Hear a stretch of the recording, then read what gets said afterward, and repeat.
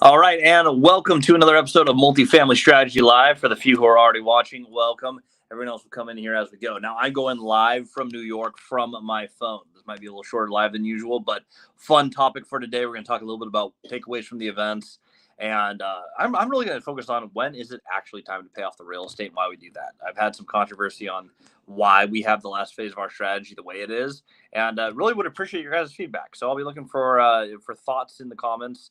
We'll take time to answer a few questions, and then we'll call it a little shorter live as it is pouring rain in New York. I'm freezing cold, and I'm trying to get dry and and warm here. All right, so today's topic, why we pay off the real estate. We do this creative finance thing. You can start with no money. You can start with a ton of money. It doesn't really matter. You're finding opportunities and you're finding a way to get the money to close them. Could be seller financed. We do a ton of that. It could be bank financed with a partner. It could be hard money. There's a ton of different ways to knock it out. But what you're going to do in phase one, you build up the portfolio, buy the real estate, you get the cash flow. And really, the question that you're asking yourself is, what is the real estate for? There are people, and to some extent, I'm one of them. I am a board game player. I love playing the game. I love playing the real estate game. So I play this all the time. I absolutely love the actual scaling of the businesses. That's not everyone. In fact, that's not most people. Majority of people have a very simple and specific goal. And I had a very simple and specific goal. This is how I started. I started trying to retire my wife from teaching, wanting to buy or build a house in Texas. I am currently in the process of building the house in Texas as we speak. Which is super exciting, super exciting. The best thing to do is when you've hit your original goal, pay off the real estate that got you there. Right now, today's economy, we print money too fast. Inflation, very, very, very few people earn enough money to save through inflation. They print money faster. You're always trying to catch up. You get to the end of a career. And trust me, I house a lot of people who are elderly, who live on Social Security, who found, wait, I worked my entire life and I still don't have enough money. Even people who lived under their means. Social Security checks come in. It's not enough money for them to live on. They are stuck. And guess what? We keep printing money. And the value of their fixed income goes down and down and down. So what do? We play the same game the banks are playing. We use leverage. We lever up. We buy the real estate. Again, you can structure it a million ways. We talk about all the time on this channel. But you lever up, you buy the real estate that buys you enough income to both live the life that you want to live and to start paying down the debt. And what you're going to do is you are going to use that cash flow that you generate by buying assets larger than the liabilities to pay off all the underlying liabilities. And the great thing about real estate, this is why we like real estate will adjust to inflation. Rents go up over time as cost of goods go up over time. Everything goes up in real estate. Give it enough time. So you're going to get financial freedom. You're going to pay off the debt. And now that income that you are free off of will actually support what your original goal was for all time. Government prints more money. Your values go up. The rents go up. They adjust. That's financial freedom. That is why we focus on real estate, because it is such a reliable, especially multifamily, such a reliable, specific income producing asset. So why would we pay it off other than, oh yeah, let's get some security? You don't want to build it twice. You can still go lever up again and get to the next goal and get to the next goal and get to the next goal. But do not leverage the things that you're not willing to lose. And that's really important. When I got started, I took a HELOC against my house. My wife and I also talked about it, and we were okay, if it came to it, with losing the house. Now, of course, we didn't lose the house, and that's not what the goal was. But we said, hey, we're going to put more leverage on this, knowing what more leverage means. More leverage is not always the answer. I was at dinner last night with Cody and Henry Washington and a whole bunch of other investors, Matt Faircloth. We were sitting there talking about why would you pay off debt? And someone's like, well, wait, if you could just take the whole portfolio and rip out $3, $4, $5 million, wouldn't it be better just to have the $3, $4, $5 million right now instead of waiting for it to cash flow? And the answer for us is no.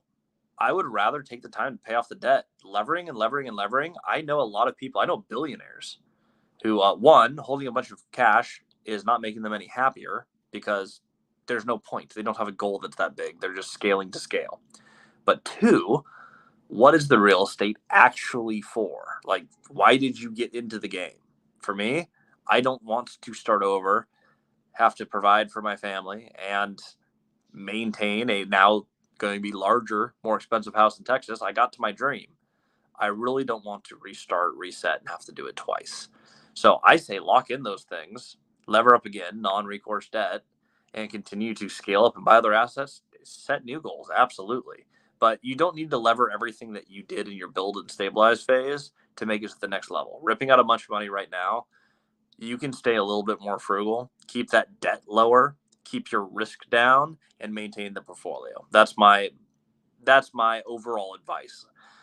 On a tax standpoint, of course, staying levered is the best thing you can possibly do. But practical advice, it's hard to lose things that you've paid off. Like, don't pay your taxes or utility bills, you'll still lose it. But generally speaking, very, very, very hard to own an asset if it's not levered. All right, let's jump through a couple of these questions here from the chat. Dylan, what's up, man? Good to see you here. What do you think is a good medium time spent on real estate versus time spent on enjoyment? For me, they're one and the same. Real estate plays just like a board game. I love real estate. I do real estate pretty much 24/7. If you've noticed, I have Instagram videos, YouTube videos. I'm live right now. We're talking real estate. I'm in New York talking a real estate event. I'm going to come home, drive right to my original duplex that I'm about to put on the market and sell.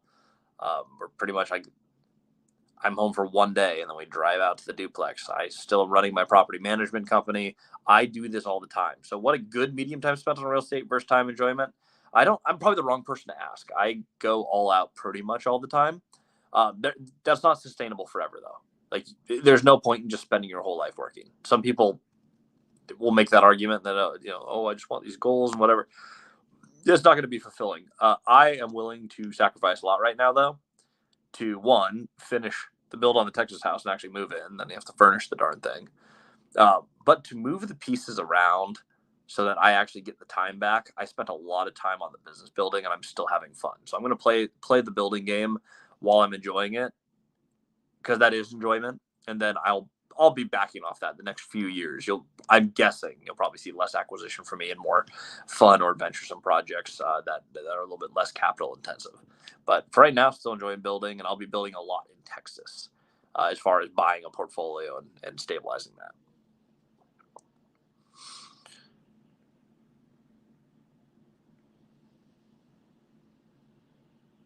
How many credit cards is good enough to have?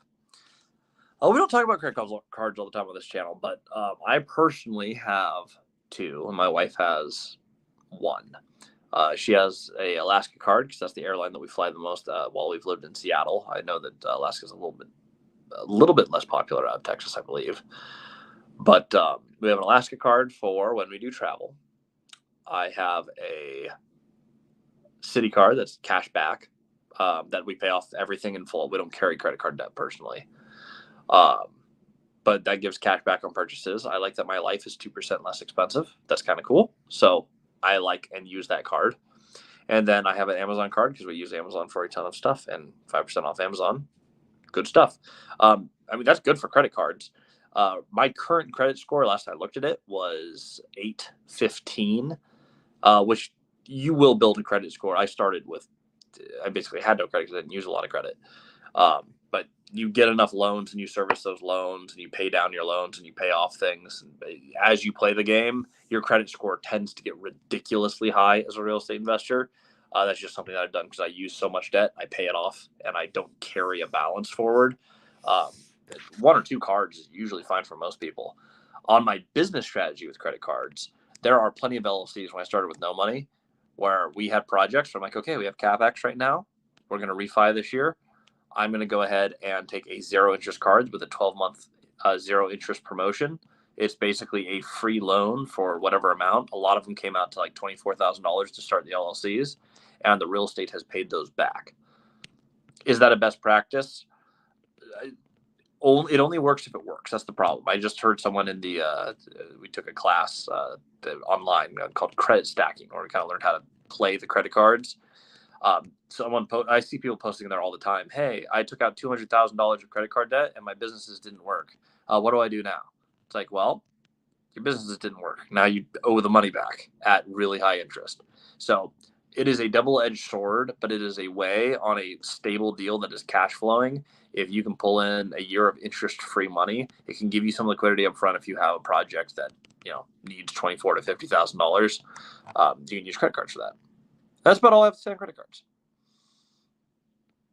Okay, running through a few of these. Do you need agents to sell your duplex? Nope, I own a brokerage. All property management companies, I believe in pretty much every state, have to have a licensed designated broker. And I actually do have multiple brokers in my office. I rarely talk about it because it's not a huge focus for me, but we actually do decent volume. We do a few transactions, residential, small multifamily, some larger multifamily, on a monthly basis. We do a few transactions a month. Little baby firm, but I got some good players on that team. Do you write your notice for evictions, or is that a state thing you just hand out? Oh, definitely don't do that. That's going to be a lawyer is going to handle that for us, especially in Washington State. I've only done a little bit in Texas. I think in Texas you might actually be able to basically take a boilerplate form because it costs basically nothing. But also that's what lawyers are for. Like I don't want to deal with any legal process, so I always just have them go ahead and have a law firm post and draft, and we go ahead and get them out. From Paul, are you going to 1031 your duplex? I am not. I'm going to take the cash out on that. It's done well enough for me. And I'm going to use that to do the interiors of my house that I'm building in Texas. I want to have a little bit of liquidity, and I want to have actual liquidity. So that particular one, I am not going to 1031, though I could. I am putting a premium right now on liquid cash. Liquid cash is helpful because I usually keep very low liquidity. From Dylan, Lumberjack Landlord mentioned a rent box, said it's like a buy box. Do you know what he means? Yeah, your rent box is like what you want. Well, I believe I know what he means. Your rent box is like, these are the things that I want to rent. These are the tenants that I want to rent to. So you want to know, like, hey, am I in student housing from this to this? Or like a lot of my rent box is I'm going to rent to entry-level tenants, Section 8. We're going to keep cost low, and that means we're going to buy a lot of pieces in bulk. We're going to be using very basic interiors because we want to hit a really wide market. We don't want to do anything polarizing. So very basic, very repeatable renovations. That's my rent box is going to be a tenant that fits those. And I have minimum credit scores and all that. But you kind of hit like a buy box is, hey, this is the asset I'm buying. The rent box, the way I've heard it explained, is more this is the tenant mix that's going to live in the place that I'm buying. Do we have application fees for leases? Absolutely. It costs money to run background checks, and so there is always an application fee. Though, competitive advantage in my market, when you apply with us, you have a period of time where that background check just stays on your file. So if you apply to any of our other places, say for some reason you don't get into one, but you get into another, you don't have to pay the application fee multiple times. There are a bunch of PM companies, like a bunch that will just charge that same application fee every single time, which I think is ridiculous and borderline unethical. It's just not necessary to charge more money to people to do something that they just paid for. So once you're in the network, you got some time to go shop apartments, and you can hang out on our PM website, kenshowpm.com, and find the place that you want to live. What are your thoughts on the baby boomer sell-off market in the next 5 to 10 years? Well, I think I'm going to keep buying a lot of properties in the next 5 to 10 years. I'm not worried about them selling off everything. A lot of them are seller financing to me now. They have estate plans. Right now, in general, there is not enough real estate on the market. So if we get a little bit more, I'm fine with the soft market. I have long-term debt, and everything I buy goes on long-term debt. So since there's no near-term ramifications for me in the next 5 to 10 years, I say load up on real estate, long-term fixed rate debt all the way, 10-year minimums on your debt if you can get it. If not, clear path to get it into a longer-term debt product within the first 3 years. What are all hidden fees PMs may charge you? The list is like infinite. There's a million things PMs will try to charge you for. Read the contract. Mine is so clean and simple. For most rental properties, $85 per door per month. Renewal fees for tenants that we placed of $200. Placement fees of $500. Flat fees. I don't care what the rent is. It don't care what occupancy is. Just a flat fee to keep that place running for you. If it is a larger building, I will typically do an 8% fee. Right now, there's a couple larger buildings I'm willing to do 7% fees on, but they're all flat, they're all fixed. Outside of that, like I charge, if we do a large amount of maintenance coordination, or I should say construction coordination, maintenance coordination, it's covered. Construction coordination, if we're like managing contractors for you, that's going to be a fee, and we don't do a lot of that. But if they need someone who has some level of project management, case by case basis. And only other fee that is coming to mind that could be charged is eviction process. That's a pass-through fee. We do not pay for your evictions, especially not in this state, because that would be thousands of dollars. And we will do our best to place tenants, but we cannot control everything. As far as other hidden fees, though, I've seen PMs hide almost everything. Quick story.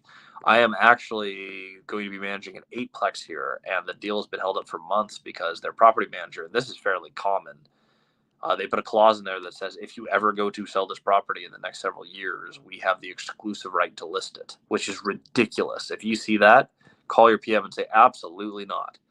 You are hiring them to manage the property, not to broker a transaction. That is a ridiculous thing to have in a contract that has nothing to do with what you're contracting them for. And I see that slipped in to a ton of PM contracts, especially in Texas. I've seen it more common than Washington. Our deposit and late fee amounts, you can charge state specific or county specific. There are different rules around what you can do. Washington just changed our late fee another day back, I believe. So your rent's not technically allowed to be late until it's 6 days late, which is ridiculous. But it will be state specific on what you can and can't do for deposits and late fees. Jake Martin. Good to see you, Jake. Texas. Jake's in Stephenville. Texas fixed price. What's a low, middle, high budget? Danny's in the background. I won't turn on the camera, but Danny, Texas, what are we seeing for like low unit turns? 12, medium, 5, high, 7.5. So like a light turn, it's like $1,200. Most of them medium, $5,000 is getting most of the units turned. We're talking mid-sized 1-beds and mid-sized 2-bed units. And then like a high turn. How much were you saying that was, Danny? 7.5. 7.5 like to 10. If it's it's a bad one. There's a hoarder unit I'm going to be working on down there pretty soon. That is going to be probably more than 10. But generally, it's about $2,000 to $3,000 less per turn than it is in Washington, is what I've been seeing. Dylan, you want a high deductible so you don't raise premiums? Okay, so this is with insurance. Yeah. You don't want to do insurance claims for $1,000 things. So get a deductible that's going to match what your actual. It's like self-insuring. It's so expensive and risky to do insurance claims.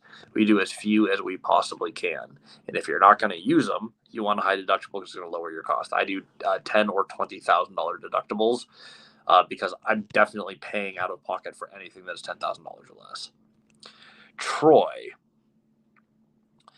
Do you guys look at mechanicals when you're stabilizing property? Do you upgrade water heaters with long warranty, good price, or go super efficient, long-term cost saving? Those are all optimizing things. That's a great question. So you have the 4 phases: buy, stabilize, optimize.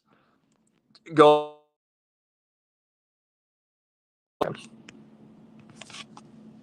Someone tried to call me in the middle of our broadcast here. Turn this to do not disturb.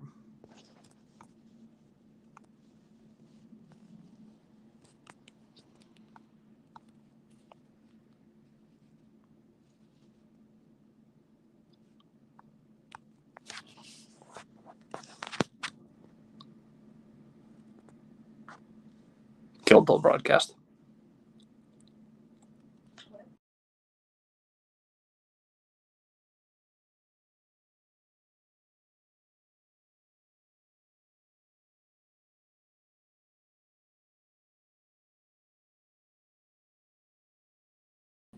All right, I'm back.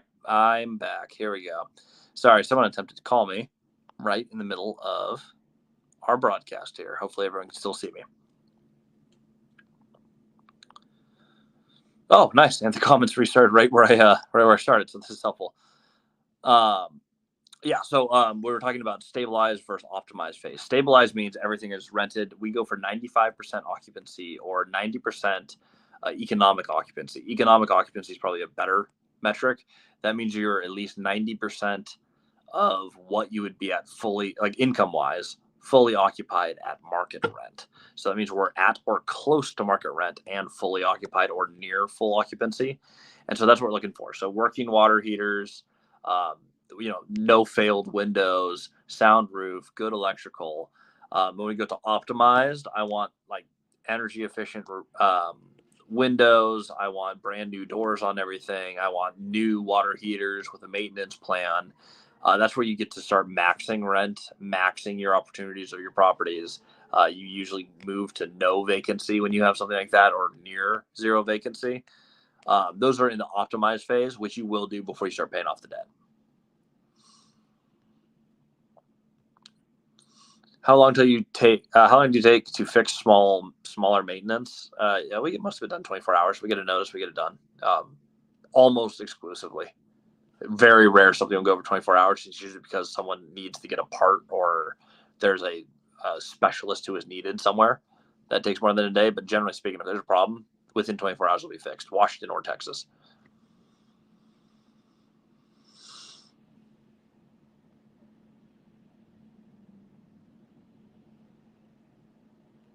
From Dylan, how to keep renewal rate high. So you're going to want to keep your rents a little bit below market, not a lot, but keep rents a little bit below market. We go for $50 to $100 under market rent for most of our stuff, and it is cheaper than having turnover. The other thing you do is you respond quickly to all maintenance requests. That last question is that's probably the single biggest thing that we do is we're really good. Like when something is wrong, you reach out and we reach right back out to you with a phone call and we say, hey, we got your request and this is how it's going to be dealt with. And we post a notice. If we need to enter, we get the notice posted. We notify the tenants. Within 24 hours, stuff's just fixed. People hate it when you have something broken and it's just taking weeks to fix. You have a bad oven, there's a water problem, there's an electric problem, and they have to wait around. Those are the horror stories you hear from tenants all the time. That's why people hate landlords. If you keep the maintenance up well and you have a nice looking space and it costs less than other spaces that look similar, you will have very high renewal rates and very little turnover. I got a question in here. Someone just scrolled up to our live. Tell me about your channel. Well, this is Multifamily Strategy. We talk about multifamily, creative finance, how to build a portfolio, find financial freedom, and the best principles to essentially buy and never lose your properties. I think it's the simplest explanation I can do for multifamily strategy. It is not one magical strategy. It is what is the strategy that's going to work for you. Real estate is a simple game. We just teach the rules as they stand. Cost of an eviction, Texas, $250 to $500. It takes 2 weeks. One of the easiest states in the country to do evictions in. Though Florida is passing some laws where you can now get squatters out immediately. Call the police; they'll be there in 30 minutes. No squatters' rights in Florida. So we're not the best state, but Texas is very, very, very inexpensive, very quick. Turns out if you own the property, you do not have to rent it out for free.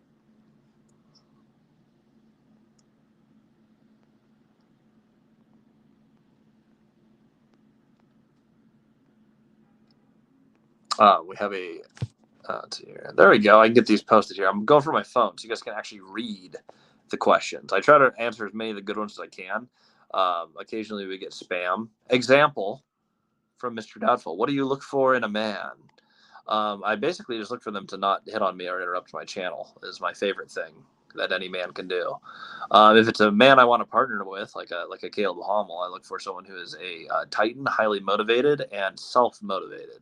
I do not want to have to run the men or women around me. I want people to do the things that they need to do while we move forward. I know that was not the intention of that junk question, but you know what? What the heck? It's Multifamily Strategy Live. We're going to answer it. Dylan, do you ask for reviews from tenants? No. Probably could. Might not be a bad idea. I don't currently solicit for reviews, though.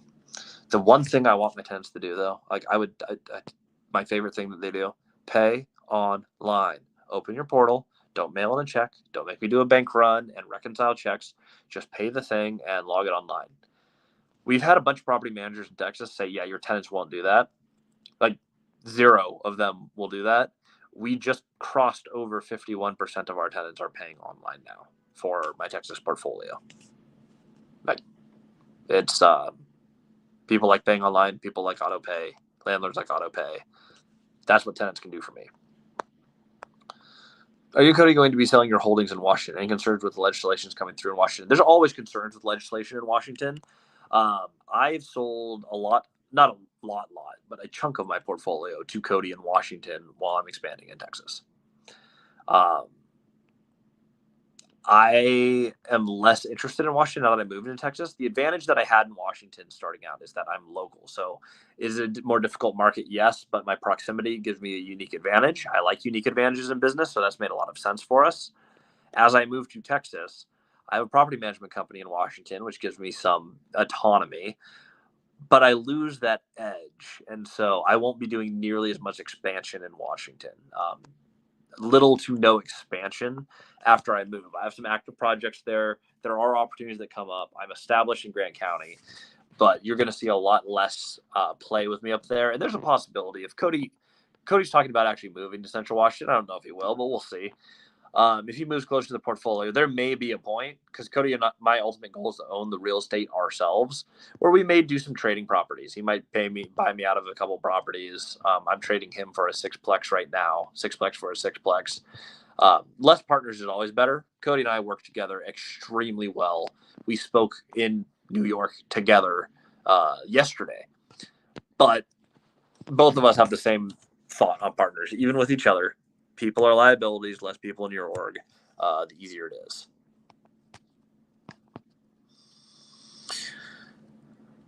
Who do you use for background checks? We run them through AppFolio. My director of property management, Corey, who is fantastic, can actually speak to that more than I can. But I've heard good things about RentReady, which I see you're using as well. There's a lot of different things that you can use. I've used AppFolio and Buildium. One thing that I will say, and I've got this feedback consistently, is AppFolio's background check software that's integrated with it is a lot better than Buildium's. I think it's one of the very few weaknesses Buildium has. But that's just been my experience. It's been pretty limited. We have liked a lot of what we've done through AppFolio. Thoughts on a gated entry? Would your lower tenants rent to snitch? I don't have any gated entry properties. It seems like another thing that can break for me. The types of communities that I have don't make sense to be gated. If you had a more upscale, if you're talking like Class A, or you're in a town that has an issue that needs gates, that would be one thing. But they don't really, like Central Washington. No one really has gated apartments. Almost no one. So they're just not normal out there. Case by case basis. As you get into more downtown stuff, or closer to a downtown suburb, gated multifamily can make more sense. But I have a lot of rural stuff in Texas that also just wouldn't make sense. Do you enforce tenants to have tenant insurance? Yes, as part of your lease. And if you do not maintain your tenant insurance, so say you move into a building and then you discontinue your insurance, you will automatically be billed for insurance through my company. We have a third-party provider. It'll automatically add it to your rent, and you'll start paying it automatically.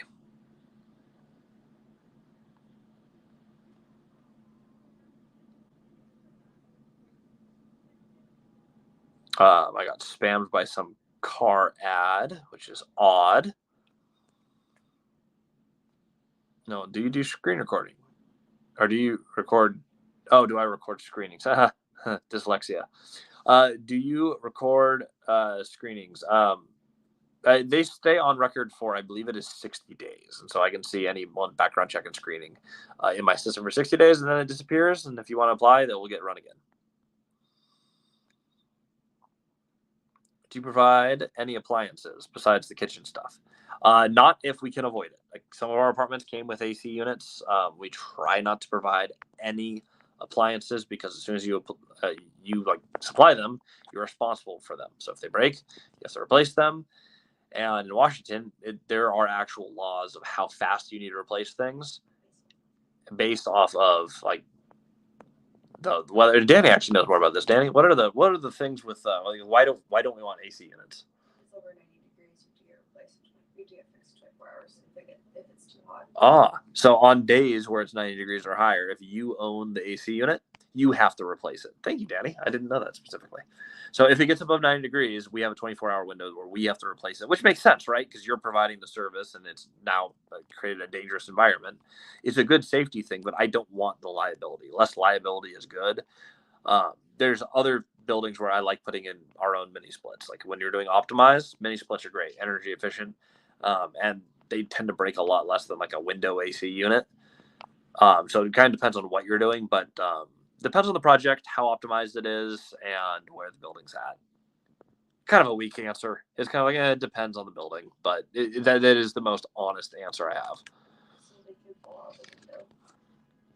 Do you replace AC filters or fire alarm batteries and stuff that tends? Yes, we do. Every time there's a unit turn, we do annual walkthroughs, but we consistently do, especially with like the fire alarm and CO2 batteries. We have to make sure those are operational. Those are just, even like for Section 8, we have those checks and we have to maintain them.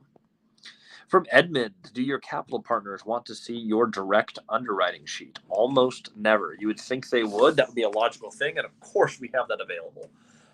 But usually they just want to see a quick summary of how the deal is going to do and what we're going to do. I typically present the same way on every deal. Here's the property, here's where it's located, here's every problem I foresee happening and how we're going to deal with it. This is the amount of cash I need to close it, and this is what I expect it to yield. Usually that conversation brings in money. 1 out of maybe every 3 investors want to actually see my underwriting, which is a 2-page document that we have on multifamilystrategy.com, course and mentorship. It's available for download. But I have an inputs page and I have a basic calculations page. I go, here are the numbers. This is what we're underwriting to, and this is how we're going to proceed. I've sent that same document to banks, and it's sufficient for them, usually sufficient for our investors. From Emmanuel. Hey, Christian, do you know if it's common for people to 1031 exchange multifamily? Yes, almost all the time when it sells. I'd say multifamily is probably the most popular asset to do 1031s with.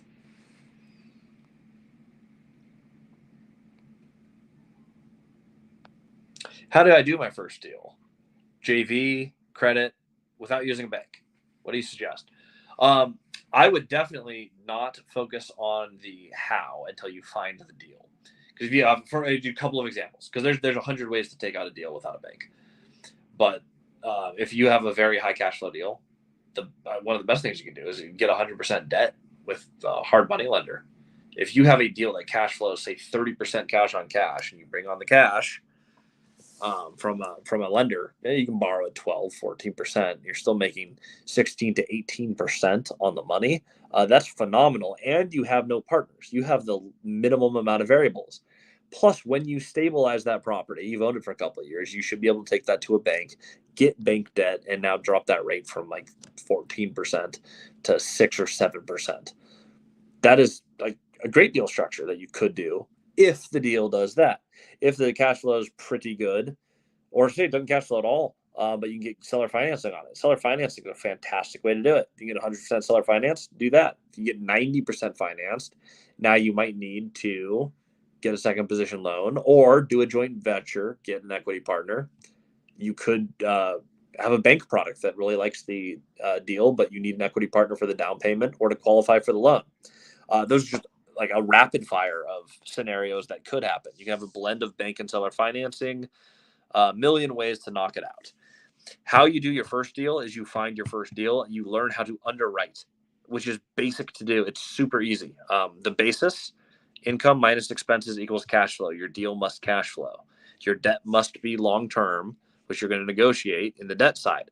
So if you have a deal where you have a clear path to make a property cash flow on acquisition, now we get to tailor what makes sense for the deal instead of how would you start, because you have no idea. Every deal has a different debt product that would be perfect for it.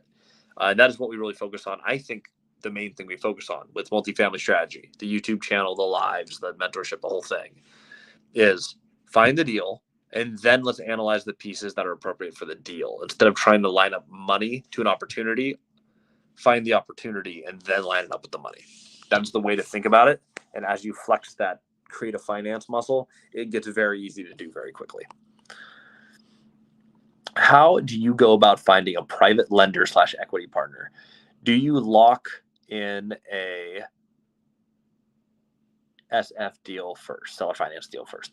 So how do you go about finding a private money equity partner? Well, you go ahead and you get the deal figured out. So it's the same answer as the last question. You find the lender or the equity partner first you find the deal and the opportunity, and then you go, okay, what do I want to see to make this deal work? What can I afford debt-wise? Does it need an equity partner? What are the pieces that one would need to close the deal with the pieces? Picture it as a soccer field. I think it's a good analogy. There's things that are not going to work for your deal, and those are the sidelines. Like there's things that go, okay, where are the out of bounds for this deal where it's not going to work? And then what is the actual goal and how do I hit the goal? So as long as you've mapped out on your deal, what is our playing field and where are the goalposts, we can pretty much go in now and start playing the game for, okay, we can borrow up to this interest rate. I believe I can do this with an equity partner, or I have the cash to put down. If I can get the 90% seller financing, I have 10% for the deal. It depends on the pieces you have and the pieces of the deal. So you lock up the deal first, always, as long as the deal has the pieces to get into long-term cash flowing fixed rate debt. Why do you think that all the companies are moving to Texas? Because Texas likes business. And also Texas is warm and sunny and friendly and the food is amazing. But the main thing is they have laws that are pro-business. And so if you are a business in New York, New Jersey, California, Oregon, Washington, really it's a lot of these border towns that aren't Florida, like either the coasts. People are fleeing the crazy liberal cities because they've gone too crazy. They all have massive homeless problems. They are absolutely taxing the daylights out of business. It is almost impossible to be a landlord in some of these states. And so they're going to places like Florida and Texas and North Carolina, South Carolina, places that like to have rental properties, like to have business, are tax friendly to business. That is what people want. And that makes sense. That's a large reason I moved to Texas. I own multiple companies as well as multiple real estate properties. And so the laws and the rules for being able to employ and provide a profitable business in which to pay my employees out of is greater in Texas. I can positively affect more people and have a business that makes more money. Everyone wins when your business is making money. I can tell a story on that in a little bit. I'll answer a few more questions, but I have a good story on that. Can you refuse your tenants the option to pay with a check? I mean, you can. I don't think it would be wise. Some people just don't know how to pay online. But you can accept payment however you want. I've never seen a law that says you must accept a certain type of payment. You can refuse cash, but you can accept everything else. You have to accept everything else. In Washington? Yes. Oh, look at that. See, my wife knows all the rules. Washington State, so the law that I just referenced never having seen. I still haven't seen it, but I've been informed. I have to accept check. I can decline cash. It is state by state. It is specific. I know that would be an RCW for Washington State. However, state specific, but in Washington, as I've just been informed by my lovely wife, Danny, that she is 95% positive that's true. You have to accept cash. You have to accept check. Look it up with your local state laws, but there's usually a list of what is and is not required to be allowed as far as payments. I hate people sending checks, though. Checks get lost in the mail. And if you send a check, especially if people send a money order, which happens very often, money order is like sending cash. It comes in and gets lost in the mail. You still paid for the money order. It's just gone. We've almost never had that happen, but I've had 2 times where a tenant who's always paid for years, has reached out and said, like, I paid rent. And I'm like, we have never received it. I have checked all the mail. I've checked all the letters. We photograph every single check as it gets deposited. And we can see pictures of all the checks on the deposit reports. And I'm like, we did not receive it. I've had that only happen 2 times, and I manage hundreds of units, but it is terrible. So really encourage your tenants to pay online. My last acquisition, everyone got a Starbucks card for signing up. And surprisingly, a bunch of the old people are like, I can't figure this out. They magically figured it out for $25 of Starbucks coffee. So to the extent you get them online, the better. What is the step-by-step process for a rent bump? Just, hey, rent's coming up when the lease ends. Washington State, it's going to be a 60-day notice. You're going to let them know 60 days before the lease expires that they're going to have an incoming rent bump. Texas, you can do it in 30 days. You can actually do it less than 30 days in Texas. You can basically do it whenever you want. But if you're working with Housing Authority, they have a 30-day minimum. And to be fair, that's just being a decent human. Just springing on a tenant the day that their lease comes up. Hey, this is your new price. That's just terrible landlording. So the requirement in most places is 30 to 60 days. But that's also just polite and being a good landlord to your tenants. And that's usually done with a rent increase notice. There's usually every state or locality will have a document that one's pretty much a boilerplate document you can use because it's just saying, your rent was this, it is now going to be this starting this effective date. Emmanuel, do you plan on starting a property management company in Texas or finding solid ones in your target markets already? I am thinking, I talk about how much I don't like running property management. I might start a property management company in Texas. TBD. I would need to have a little bit more holdings than I do now, but I have enough relationships down there, and there's enough need where the markets that I'm buying in may not have the manager that I need. So stay tuned on that one. It has been discussed multiple times with multiple partners. Carlos, how do you approach owners in building a relationship before buying their assets? One thing, you never ask them to buy their assets. Find someone who's done what you want to do and ask them how they did it. That is what I do.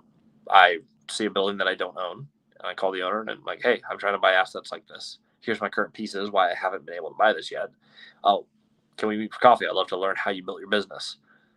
And I meet with fellow owners all over the country. This is the entire basis of my model, is interview as many people who are farther than you possibly can, and never ask them for anything ever other than information on how they built their business. And so all I know is how everyone I've met has operated and succeeded. And I've stored all that knowledge and I apply it here. And those same people who know what my goals are, because they're helping me reach my goals, if there's a deal that they find or they want to sell something, they'll tell me. I don't have to ask them. If they already know you're trying to buy real estate, it's not a mystery that, of course, if they wanted to sell their building, you would buy it. You don't need to tell them that.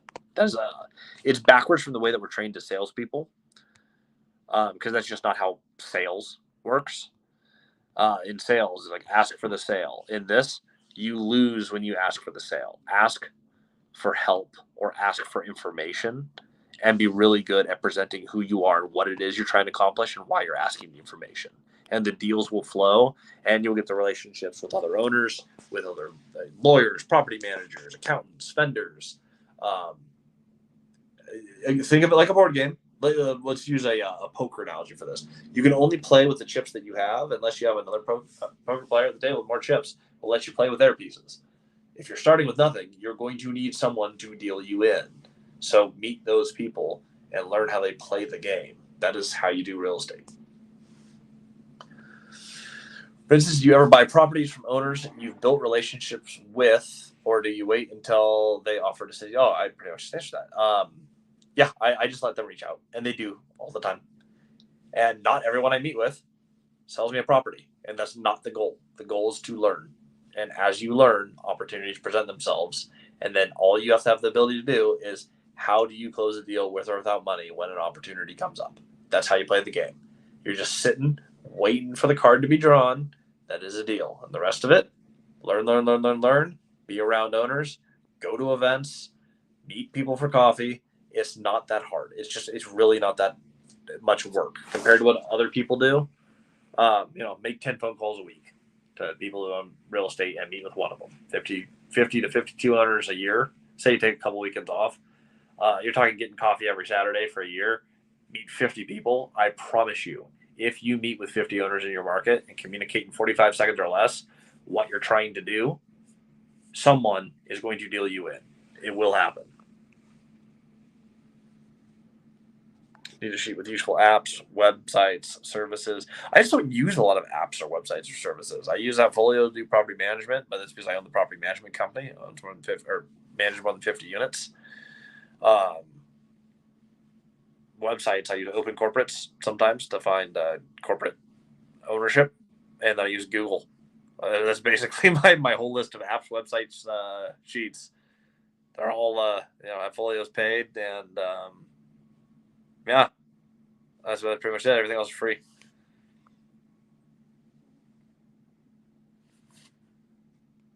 Vincent, will you ever give the full story on the Colt story? I gave some on the YouTube channel. I actually have a YouTube video out on that. But yeah, crazy experience. Didn't talk for like 99 days. Wild thing.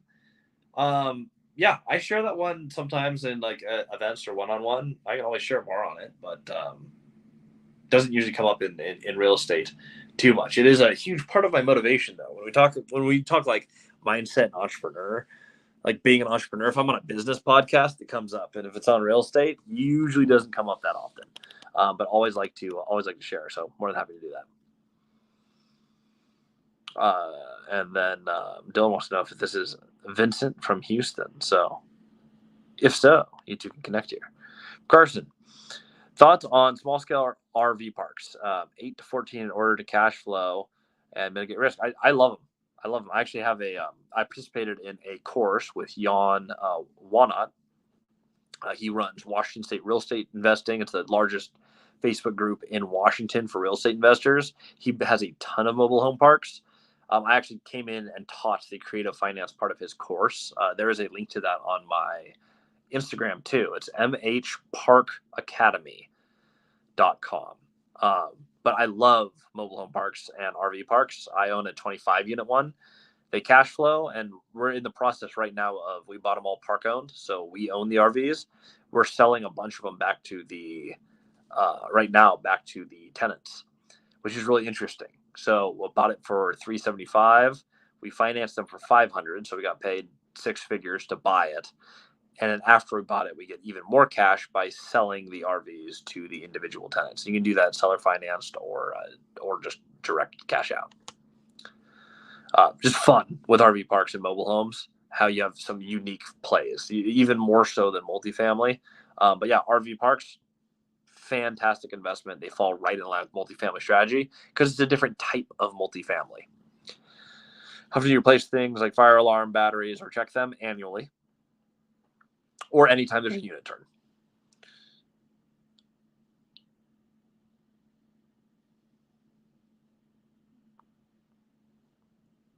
What mini split system have you used? Do you use a major brand or carrier, Mitsubishi, or off-brand? We use on-brand. I do not know what it is though. I have a HVAC guy who I go to for everything. So when I install HVACs, he tells me exactly what I need, and I do that thing. That is Johnny. He's been on the channel a couple times. He actually did live with me a few weeks back. I think it's one of our most informative lives we've ever done. It's probably too much information on maintenance, but that's a good one to watch. I think it's about an hour long, and we do talk specifically about HVACs and water heaters and electric and windows and government rebates. That's a good live to go back to. That's live with Johnny Nyland. I want to say it was about 2 months ago. How do I find commercial multifamily refinance requirements? It depends on the banks and the different lenders. So what I always look at for commercial requirements is I find a good mortgage broker and I talk to them and I say, hey, this is the building or this is my portfolio. What sort of requirements or loan products are we looking at?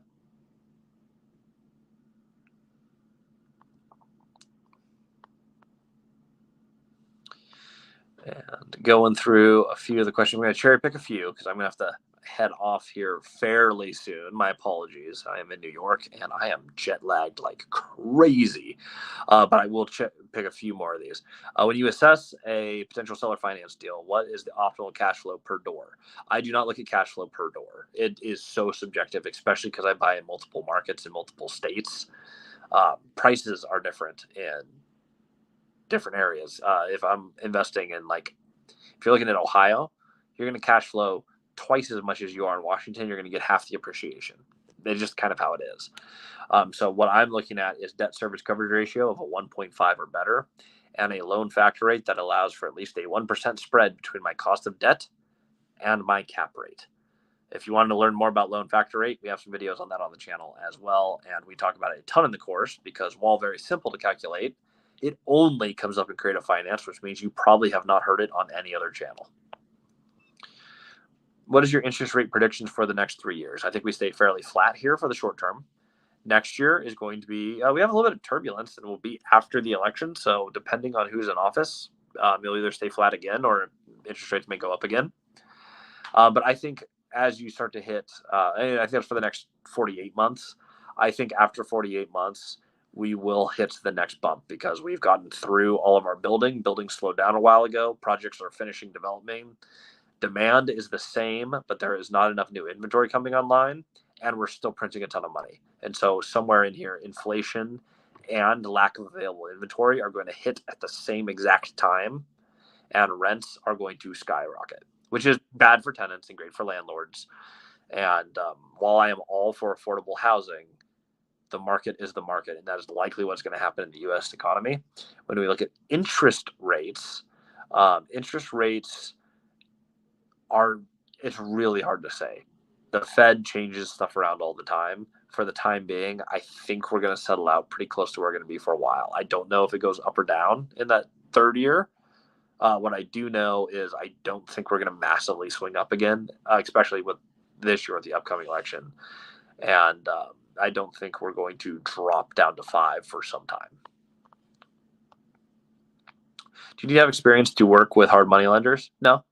I bought a duplex conventionally, and then a few months later, I bought 101% financed with a hard money lender, actually middle money lender. But they lent me more than 100% of the purchase price on my second duplex. I had basically no experience. I mean, I've been a landlord for months on a duplex on the other side of the state. I had none of the relevant experience. So short answer is no. You just have to convince them that you are the person to lend to.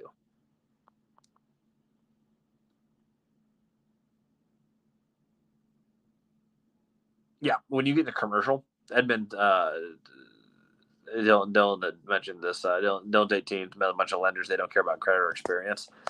Credit experience will help, especially as you get into some of the larger assets. But when you're in like mid-sized multifamily, if you have a great deal, lenders will overlook a lot of things. They want to place money. If you can put together a propelling argument for why you're going to run the deal right and the deal looks good, you'll probably get the money. Carlos, are you open to buying overseas? No. I buy in the U.S. I do coach. Creative finance works anywhere. You have to decide what you want to be the best in the world at. I don't want to learn all the different rules and all the different markets. I want to be what I really want to do is I want to finish my optimization phase and start paying off some real estate. And then I really want to push to see if I can be one of the biggest landlords in Texas. I love that state. I like managing there. As I move in, I want to start seeing how large of a business that I can build there. So I'm going to focus very, very, very specifically on Texas multifamily real estate from Fort Worth all the way down I-35, skipping Austin because Austin's real estate market's jacked up. All Nighter has an important reminder for all of us. Hit that like button for Christian. Very important. Everyone should do that.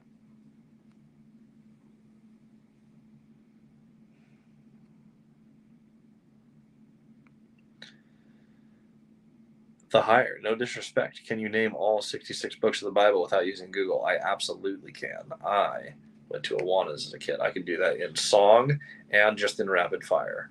Heck yes, I can do that. However, if I start in the middle, absolutely not. I have to start from the beginning of either the Old Testament or the New Testament and go straight through.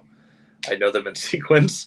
If you started me in the middle, I'd have to go back to the beginning and count my way through. But yes, absolutely can go through the all the books in the Bible. I didn't realize there were 66. I don't know the total. I didn't know the total number of them. I just know that I can go through all of them. Edmund, I pitched the deal to a few capital partners this week. Seller said that one of the capital partners actually tried to call them personally to buy the deal. It's a good thing that I'm under contract. Yes. I see a lot of people do too much negotiating out of contract. A lot of the things that you're going to verify are in due diligence. If you have a deal and you think that it is pretty much good to go, it's usually time to go ahead and write an offer and get it accepted. So good job getting that under contract.